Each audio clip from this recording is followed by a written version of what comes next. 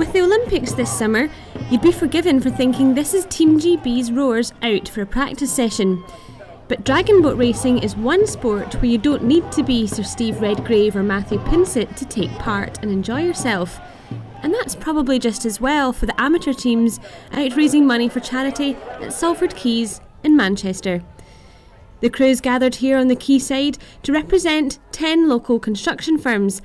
After they've donned their life jackets and had their team talks, they're heading out to make a splash and raise some cash by participating in one of the fastest growing water sports in the world.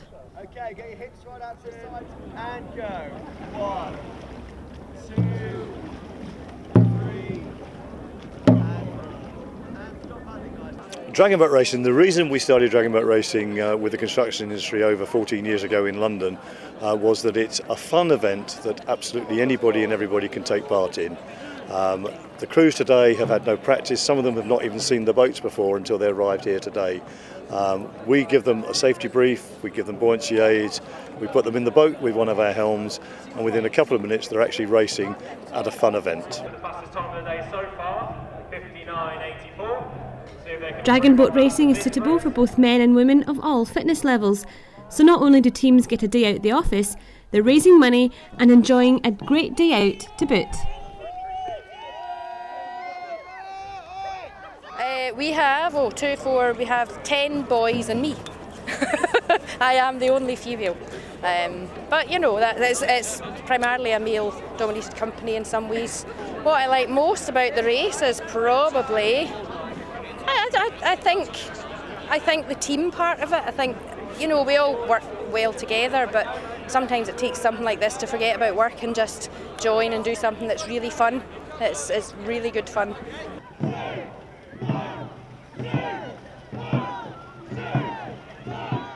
Teams make their way from the pier to the top of the canal and start the race from there.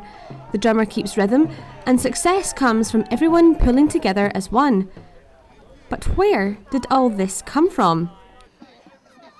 Well, years and years ago, in ancient China, there's a lot of sort of civil uprising and everything, and there was a very famous poet in the province of Hunan called Chu Yong. And Chu Yong was exiled by his sort of fellow politicians and so-called friends, and as a protest he decided to commit suicide and he jumped into the Milu River. And as a sign of sympathy and to help his soul be released to the heavens, all the villagers went out in their boats, in their fishing boats, and they took tiny little bits of wood and made as much turbulence and noise as they could. They painted lots of pretty colours on the sides of the boats, and they put dragons' heads on the fronts of the boats to frighten away the evil river spirits.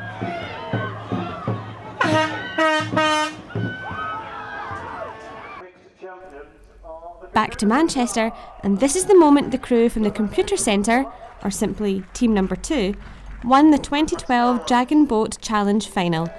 The scores from all the heats were added up, and accolades for other categories handed out, so every team had something to aim for. But there was only one winner.